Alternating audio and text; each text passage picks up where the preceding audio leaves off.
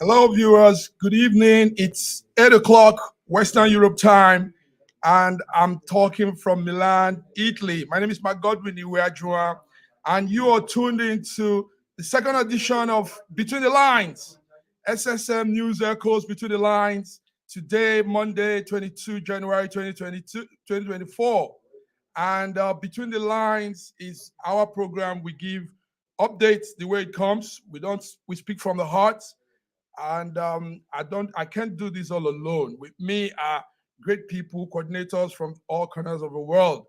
In faraway Toronto, Canada, is our man Sir George Chuku. Sir George, Hello, you are Massive Mac. welcome. How are you? And I'm welcome excited. viewers from around the world. We want to welcome you to Between the Line. This is a fantastic show, and I want you to stay tuned with us. Stay tuned with us. George, we can't stay tuned if it's just two of us. There has to be a woman in between. And That's right. that woman is there in London. Fiona, how are you? Fiona Ngozi, welcome to the second edition of Between the Lines. Thank you, gentlemen. Thank you.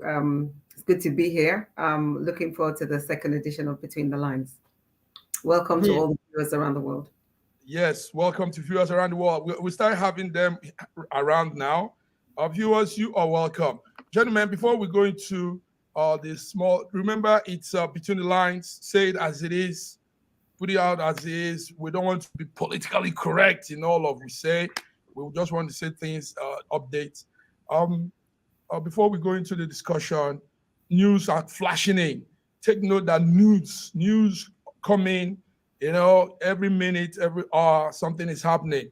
Right now in Rivers State, Nigeria, the court has just nullified the Rivers State budget passed by the pro-Fubari, the governor's supporters in the House. And the court said that all of those that sat down and brought this bill has been declared null and void. This is happening this evening. It's causing commotion in Rivers State. Justice James Omotosho of the Federal High Court did that nullification. And while that is happening, also the good news, gentlemen, viewers watching, Nigeria has just scaled through in the AFCON game going on. We've succeeded to beat come top with 7 points now. Nigeria set the seal, beating Guinea-Bissau in their. This has just happened a few minutes ago.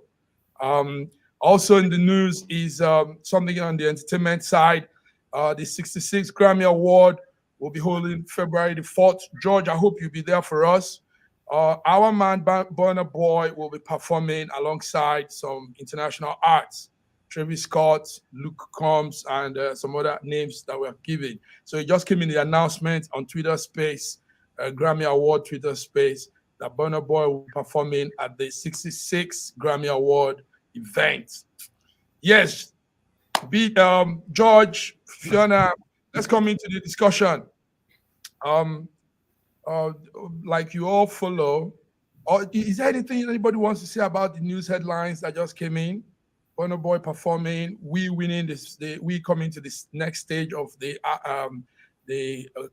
African Cup, and what has just happened in Rivers State, nullifying the budget. You want to say anything? So my question is, why would he go to the Justice Department to determine whether the budget is correct or not? Should he not be between the houses? Both the Democrats and APC, who are the government of the day and the opposition. Why is this budget now going to the judiciary? Are we depending on the judiciary in everything that we do? Is that the way it's supposed to go right now? So we don't have any governing executive bodies. I don't understand it. Strong question, George. George, funny enough, I think the court now determines who we elect in Nigeria. And that sounds crazy because people will vote, take time, INEC will arrange, do all these money, budgets will be put into election, and every of those things will be nullified when the court says, no, Fiona, this is what's happening. Fiona, you need to, yes, go ahead. I think I think I echo what Sir George just said. I don't really understand what's going on. I don't really know where this has come from. This is I think the precedent has been set anyway now that anything that's going on anywhere, everything has to go to court. I mean, even in my hometown WhatsApp group, any small thing that happens, people say take each other to court. That seems to now be the order of the day in Nigeria. Even though things are business as usual, everything now seems to be the all eyes on the judiciary, as it were. So, I mean, I don't really know. I don't know when this happened. I don't even know why somebody be trying to ratify a budget when there is an agreement already about it. So I don't really understand what's happened there. But I'm sure as the days go by, we'll get to understand more and more about the reasons why this has happened like that. So that's to speak to that point. About the Burna Boy performing at the Grammys. I mean, I think we've discussed it. We've discussed it on air before that what Afro beats and music is in Nigeria is absolutely stratospheric. We're just in a complete league of our own. It makes me so proud to be a Nigerian. It makes me so, anytime I hear anything like that, regardless of whether it's an artist I like or I don't like, actually, I'm always so proud. I always think to myself, well, at least, there are things to be proud of as Nigerians, in spite of all the negative things people say about us. So, that's fantastic news. Regarding the football, I mean, anybody that knows me will know that I'm not a football fan. So, I don't have many things to say about that, but I'm very happy. I'm not a football fan, but I'm very competitive. So to hear that Nigeria is through is fantastic news for me. So nice. Thank you very much. You said it so well. So anyway, like you said, the Rivers thing will be following that situation there. There's real commotion now with that budget being nullified because it's the budget that works, that puts on governance, that makes a government.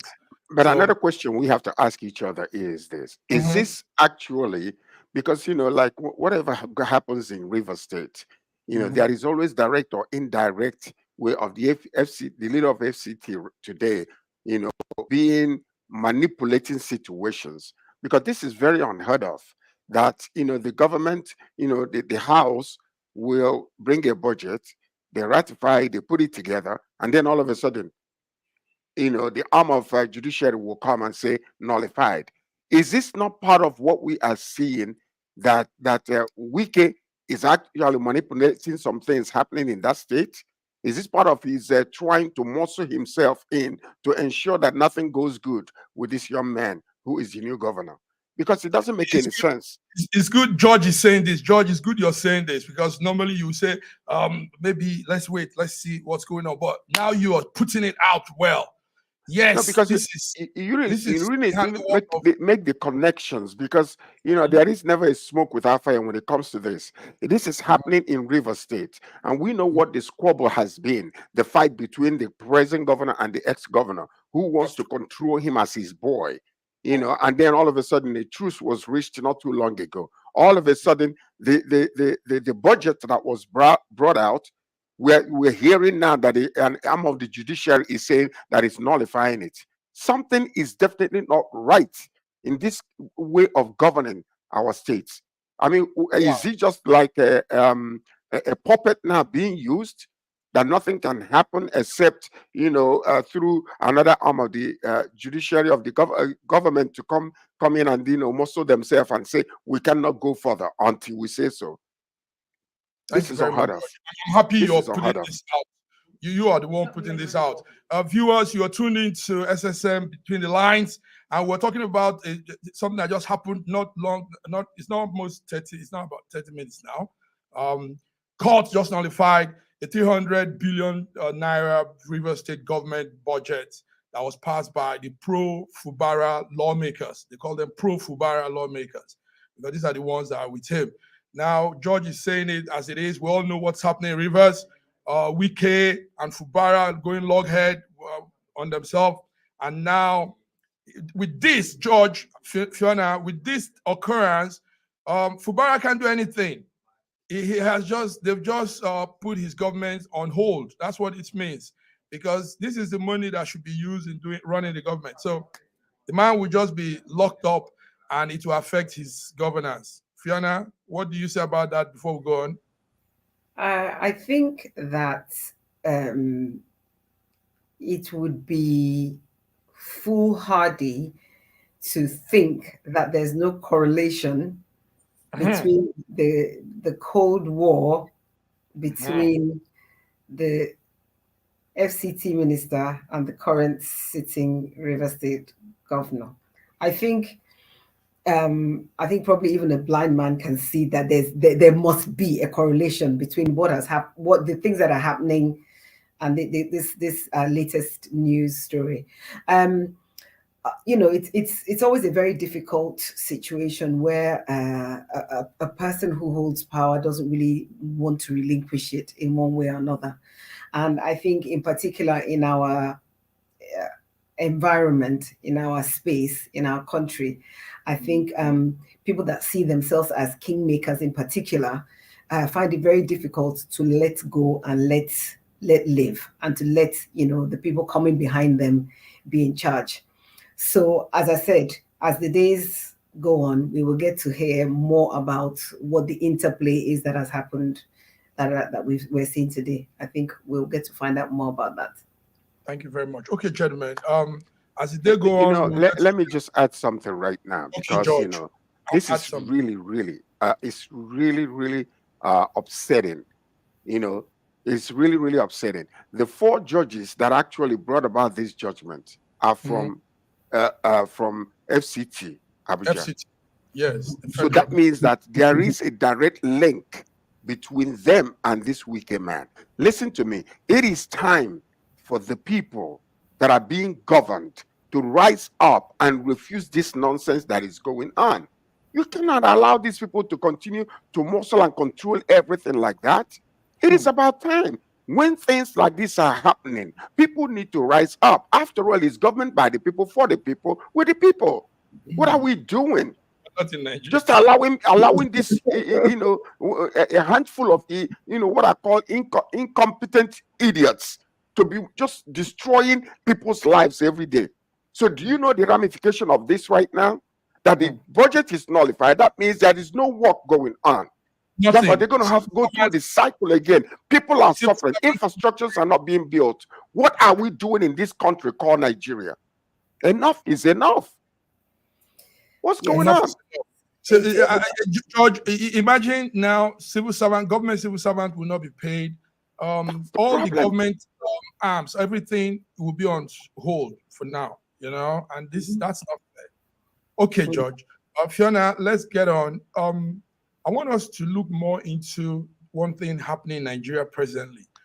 This simultaneous explosion of places. We all had, the first one was in Ibadan. Starting the year, Ibadan was, we woke up I think that was on the 17th or so, and boom, boom, boom, explosion everywhere. We thought it was an earthquake, but it became an explosion. And one of our colleagues here testified and confirmed that it was illegal mining business going on that was exploding on the ground. Now, as of yesterday, there was also explosion in River State, Ogoni, the Ogoni, Andona, Egbama, Andona local government area experienced strong explosion. But this was majorly targeted to the Ajib oil company facility area. So we're looking at maybe there's a sabotage somewhere. Then also in Kaduna, there were 10 children, little kids that were involved, that are still presently in the hospital, and they were affected with the explosion in Kaduna. Kaduna own was in an area called Giwa local government, Giwa, and a child was killed. So, gentlemen, I want us to look into this. Is this a planned thing? Is this a new way of terrorists attacking Nigeria? Is it, why this simultaneous explosion? Kaduna, Ibadan, and Rivers. George, are you following those explosions? Yes, I am following. I want all Nigerians to listen to this. For how many years did the illegal bunkering of oil, where major ships were carrying crude oil from our river state and other areas, and then taking these billions and trillions of dollars outside of our ports, and we're claiming that the government does not know about it, the police does not know about it, the military did not know about it, the Navy did not know about it. All these things were going on for many, many years, and we did not know it. Currently, as we speak, there are so many minings taking place in certain parts of the north, and it is active and operative as we speak. Nobody says nothing about it. All of a sudden, you begin to see interstate. All of a sudden, you're seeing all these little minings, taking place. What had just happened in Ibadan was something that has been going on. And then the governor had the impetus to call it illegal mining and say that he will not stop it. What does that say? What does that say? No, think about it for a moment. What does that say? He didn't know nothing about it, but he called it illegal mining, and yet he would not stop it. So, it begs the question. The one that happened in Kaduna was just a little child who picked up, one of these grenades or whatever the case might be, and ends up dead. So that's what we're seeing. Okay, now, how did it come to that place? Who dropped it? When was it dropped? And how can such a thing be allowed to be where children play? This is absolute and active negligence for the welfare of our people. That's what it is. That's what it is. It's really very, very, it's a strange occurrence. And innocent lives go with this. People that don't have anything to do with it just die like that.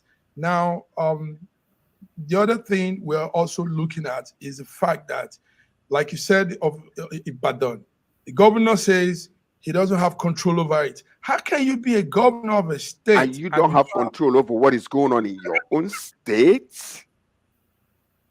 Are you an executive governor, or are you a puppet governor being used by others when they pull the strings and you keep dancing? I'm happy we're talking like this. We've never had this kind of discussion on events in Nigeria ever. So what you guys are doing is real great. Fiona, let's hear from you. Viewers are listening. This is it. We are putting it out as it is. Fiona, what first of all, I think my condolences go out to families who have lost people in these explosions, because obviously, I mean, first and foremost, life is paramount. So I think I extend collective condolences from SSN. I think that we want to refer to the explosions as simultaneous because they're completely different events. However, the one in Kaduna, I think, stands a bit apart from that because it's clearly a device. And in fact, it was actually an adult, apparently, that brought it back to the center of these children at the Islamia school or something, where the device went off. So, I mean, there's more to be explored in terms of what happened there. So I think while that's still ongoing, I think that's a very sensitive matter because I think there's more to it. But in terms of this situation in Ibadan, for example, I think it beggars belief that a governor, the chief executive of the state, can say in any public forum that he doesn't, I don't know, and it's not my, I don't know, it's something totally unheard of. And I actually feel a bit embarrassed when I hear things like that. I have secondhand embarrassment because I mean, we live in the West, and it would be unheard of for anything of that lower level than that, for the chief executive to get up and say, "Oh, I don't know, Sha. I don't know, and I can't do anything."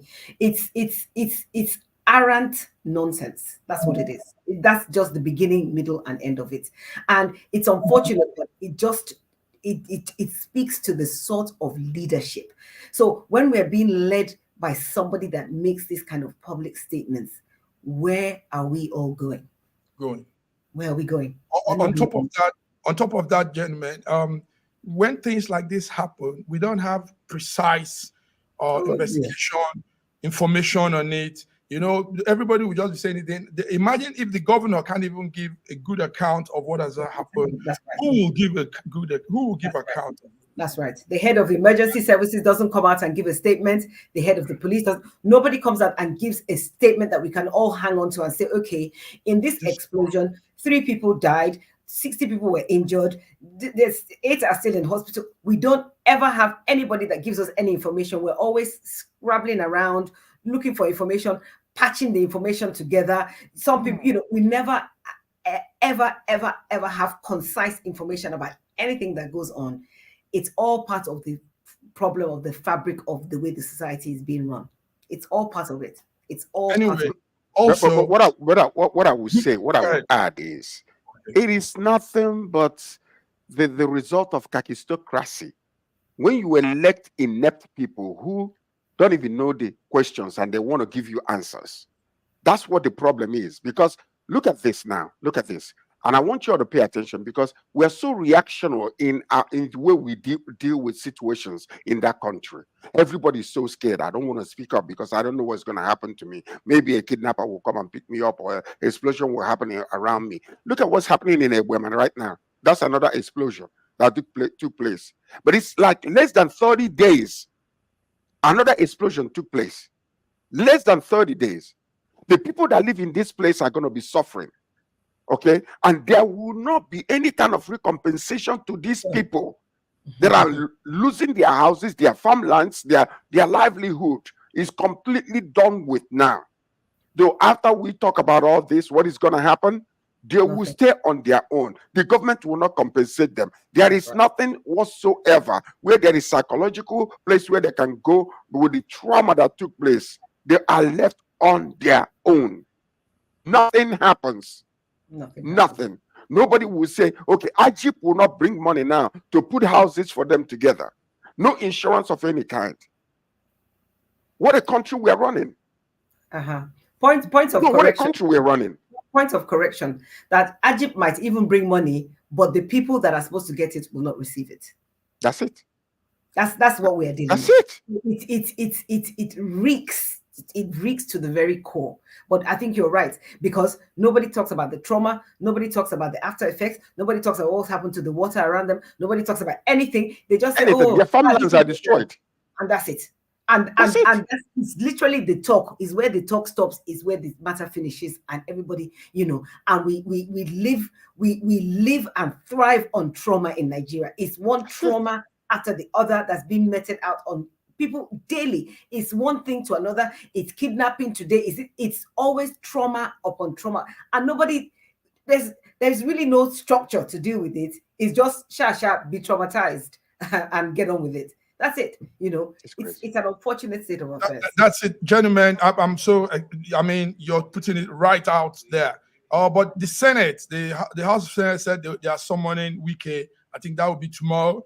And some other people over insecurity in Abuja. Abuja, like you all know, is also experiencing wild, crazy insecurity, kidnapping, killings, and this is happening. This just started. It just started. That's the crazy thing. It never used to be like this in Abuja, even though it was happening, but not in this large scale.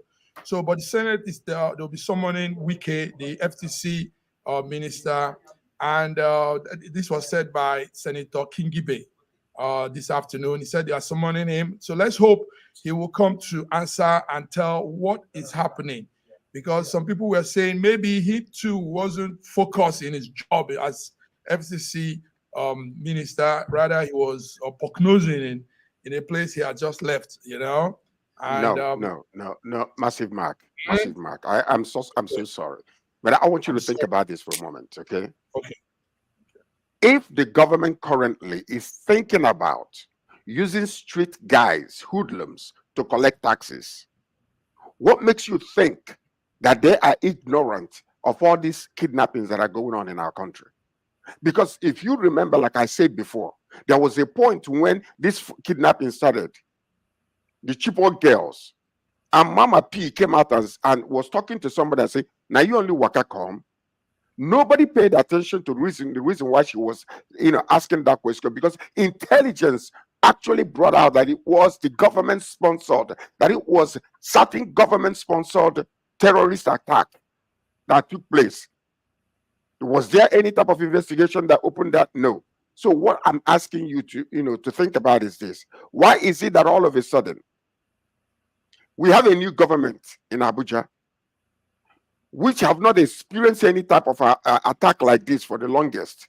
All of a sudden he's there, and then we are beginning to see people even in the middle of the day with all the impetus of any kind, and they're just kidnapping people in the middle of the day. It's not even going to knock at night anymore. This is like Viewers, daylight. George, let me help the viewers. Viewers, there's a video going viral of daylight kidnapping in Abuja. We saw If you the can video. show it for us. Yes, I'm sorry we didn't upload it, but if you're following social handles, you will see it in our social handles. The car grabbed the man, opened the door, and threw the man into their own moving car. So this is what we're seeing in Abuja, and it's sad because these are people, human beings, citizens. Let me just finish. They're talking about that, the situation with the family that was just recently kidnapped, where they killed, I think, is it one or two daughters of one of them, was killed. Now, all of a sudden, the news is coming out that they actually, rescued these people. So if you rescue the family from the hands of these terrorists, where are the terrorists? Where are they? Where are they? No, that's a major question. Because if you rescue somebody, that must have been, there was a struggle between the two, that something took place. There must have something happened whereby they... Okay. Whereby, no. Where are they? Who are they? There's a leader there by the news that was showing, by the man that was kidnapped, that they had a leader and they had to walk all the way. What kind of infrastructure did you put together? And it's almost like, the military helped the police and the police is claiming right, and this person. It just doesn't make any sense in our country that we have, how much is being given right now for security in Nigeria? Where is the money going? What kind of infrastructure are we building, in order to safeguard the lives of the people in the country? I'm just asking. I want to quote Fiona. George, in line with what you're saying, let me quote Fiona. Now, Fiona, maybe you take it from there. You were saying, how come they will send money into the bank for this as ransom money? They take the money, blah blah blah. All this transaction will go smooth, and nobody from the bank can say so amount of money was sent to this group of person and this location and this and they are, Fiona, go ahead. You started that discussion. Yeah, I mean, the thing is that Nigeria is just it's a difficult thing to understand, because in a society, forget which society, in a society, if it is known that this sort of thing has happened and there's certain amount of money, there should be all the banks should know. There should be a notification coming from the Financial Services Authority that says any amount of money put into any account over this amount, it needs to be challenged, it needs to be checked. We need to find out where it's coming from.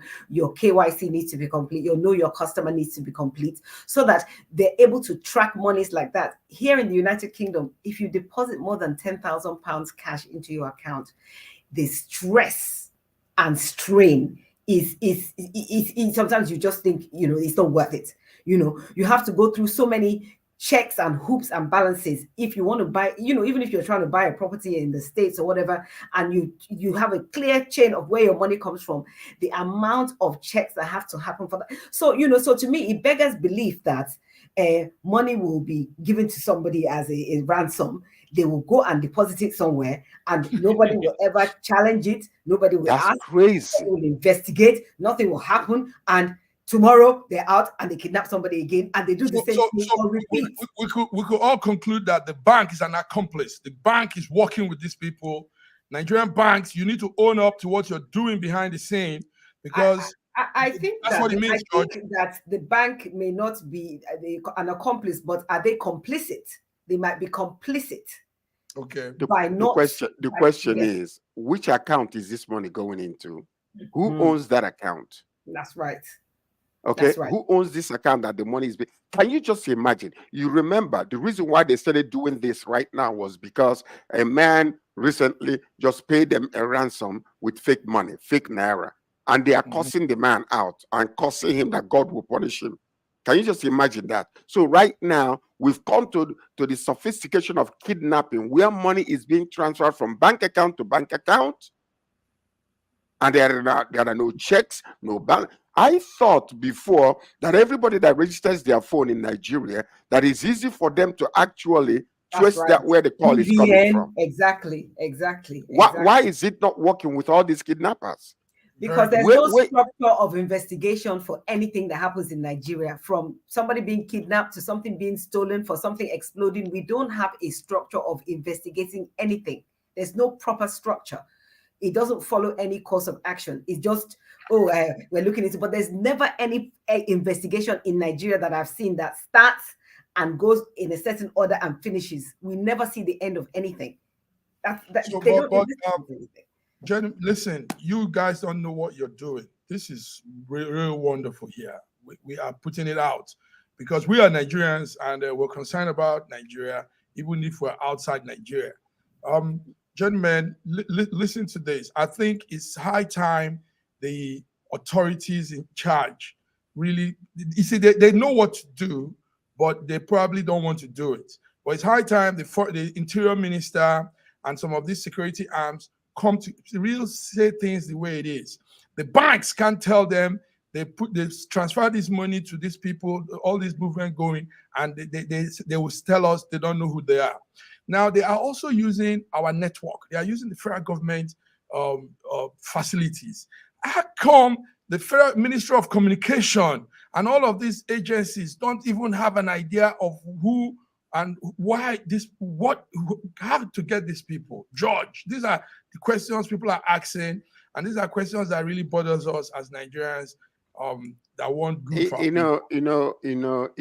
you know the history of Atahiro, the one that died I think it's in 2022 or 2021, the one that they just they're talking about all these things.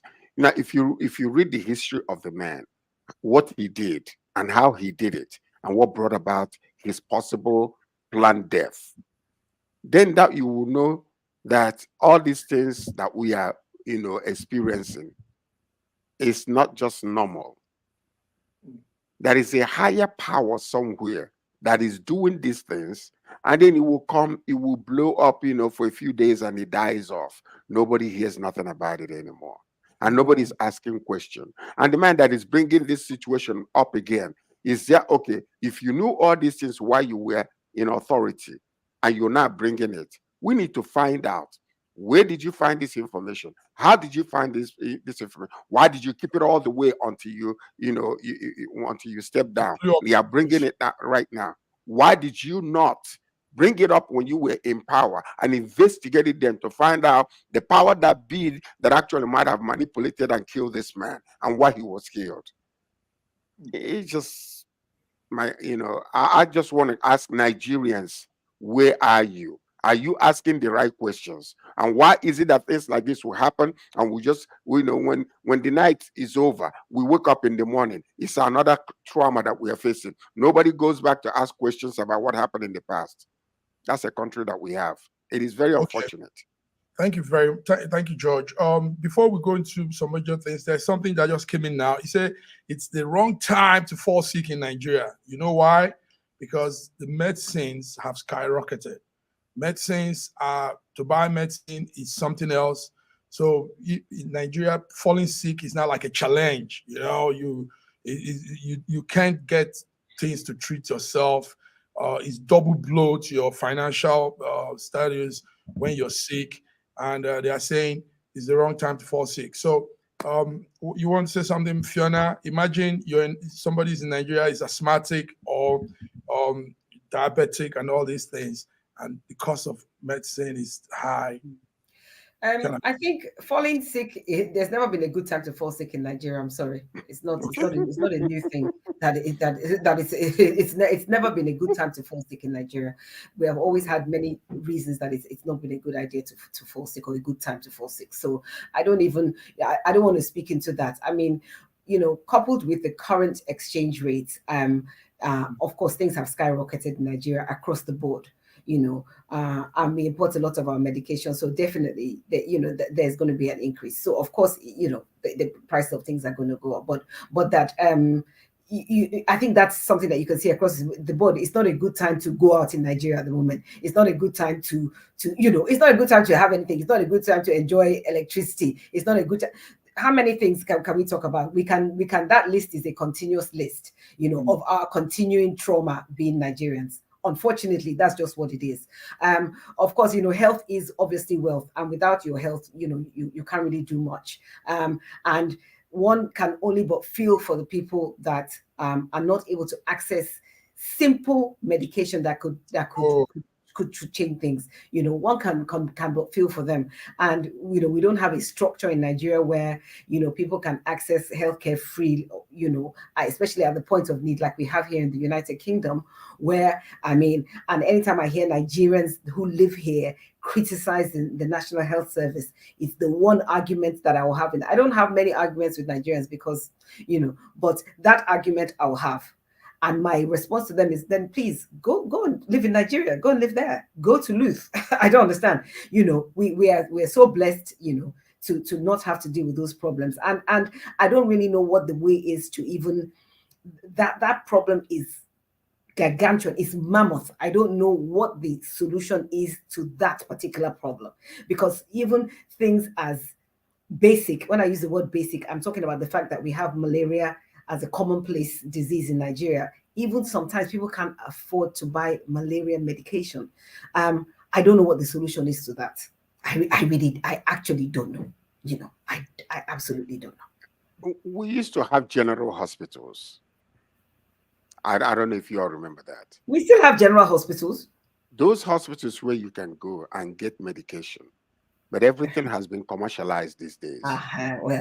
So that is the problem that we're having. And then even at that, there are thousands upon thousands of people who are dying on a daily basis in Nigeria. They will go to the pharmacy to buy or chemist to buy medication, but what they are taking is regular chalk. It's chalk. It's powder. Chalk. It's flour. That's it. So what are we talking about? I mean, it's beyond comprehension. I forgot the name of the lady. What was her name that was fighting these people that died? She's dead now. Dora Akunyili. Dora Akunyili. Yeah. When she started to fight against this nonsense, threats upon threats to kill her came. Okay, just imagine.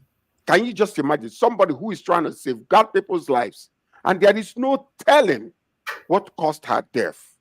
Okay. No telling. Thank you, George. So these are real serious things, but we are putting it out, we're saying it, and we know somewhere, somehow, those in authority are listening, and things should be done right. Yes, we can get it right.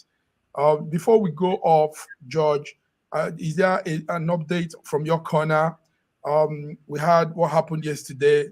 The governor, Florida Republican Governor Ron DeSantis dropped out of the 2024 presidential election. Just 2 days to their primary, and now he is also endorsing former President Donald Trump. What do you have on that? What's the news? Well, the only thing that we have is that he abused the money that he received. He didn't spend it wisely. Then we are just spending the money with private jets, flying up and down. They didn't put the money where it's supposed to be. So he came to the point where he couldn't afford any longer to do anything. And besides, anyway, the man is I don't know. He's he's hot balloon. That's all I call him. He's stepping out and endorsing Donald Trump is the only thing that he could do, because to safeguard himself, make sure that possibly he might receive some kind of office or nomination, maybe the vice presidential nomination or something like that. Yeah, that's all that I'm looking at. Bro, DeSantis can be vice president. He can, I don't think. No, no. Okay, No, no. before we go further, also let's look at something. We have just 3 minutes to say this. There's something impressive coming from Abia State. Abia State is southeast Nigeria for viewers listening. And yesterday, the governor there is a Labour Party governor. He did something very unique. He raised up an advisory council, and had Sanusi. Sanusi was the one-time CBN governor that became an emir, and Okonjo-Iweala. He has them as the board of trustee in that advisory council. Now we're looking at it like this looks like a good thing coming up from Abia State. Fiona, what's that news there? Did you hear that?